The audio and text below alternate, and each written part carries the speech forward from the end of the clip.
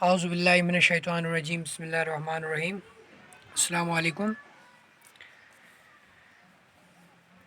آج جو کہ ہمارا 7ویں کلاس کی کتاب اردو سے ہم دوسرا ٹاپک لے کے آپ کے سامنے حاضر۔ جو پہلے ہم نے پڑھا تھا کہ ایک چالاک بندر کالی پڑھا تھا، آج ہم پڑھنے جا رہے ہیں ایک دوسری کہانی ہے۔ یہ 3 کہانی ہیں، ان میں سے آج دوسری پر ہم نظر ڈال رہے ہیں۔ دوسری کہانی ہے ظالم بادشاہ۔ ایک بادشاہ بڑا ظالم تھا اور اپنے ظلم کے لیے بہت بدنام تھا۔ کہ یعنی کہ ایک بادشاہ تھا، وہ بڑا ظالم تھا، وہ ظلم کرتا تھا، بس اسی کی وجہ سے وہ اس کو لوگ جانتے تھے، بس ظلم ہی کی وجہ کہ یہ ظلم کرتے ہیں۔ اس زمانے کی بات ہے، اسی زمانے کی بات ہے، شہر میں ایک بزرگ رہتا تھا اور وہیں پر بزرگ ایک بھی رہتا تھا۔ سب امیر و غریب دل سے ان کی عزت کرتے تھے۔ بزرگ جو کچھ کہتا سب لوگ توجہ سے سنتے، کیونکہ وہ بزرگ کیوں سنتے تھے اس کی باتیں؟ کیونکہ وہ دانا انسان تھا۔ ایک دن کچھ لوگوں نے بزرگ سے کہا، اس ظالم بادشاہ کو آپ ہی کچھ سمجھائیں تاکہ یہ ظلم کرنا چھوڑ دے۔ بزرگ سے کہا کن لوگوں نے؟ بزرگ نے جواب دیا، سچی باتیں سچے آدمی ہی سنتے ہیں۔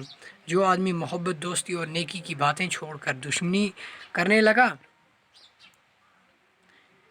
لگا ہو، اس پر کسی بات کا اثر نہیں ہوتا۔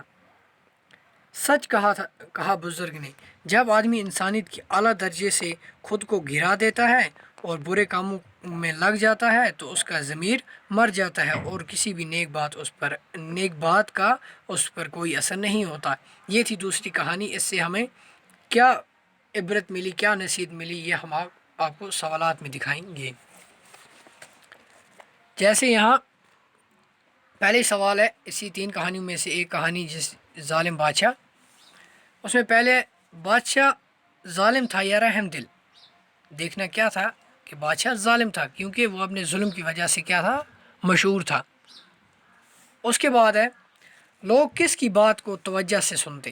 اسی گاؤں میں کون رہتا تھا؟ ایک ذہین انسان رہتا تھا، کہ مطلب ایک دانا انسان رہتا تھا، سمجھدار۔ اس کس کی بات کو؟ بزرگ کی بات کو سنتے تھے لوگ، بزرگ کی بات کو توجہ سے سنتے تھے۔ بزرگ نے ہمارے لیے عبرت کی کیا بات بتائی؟ کہ یعنی جو اس میں آخر پر جو بند ہے اس میں یہ جملہ ہے آخر میں یہاں تک، یہ کیا ہے؟ یہ عبرت ہے، ہمارے لیے نصیحت ہے۔ کیا نصیحت دی تھی؟ بزرگ نے کہا، جب آدمی انسانیت کے اعلیٰ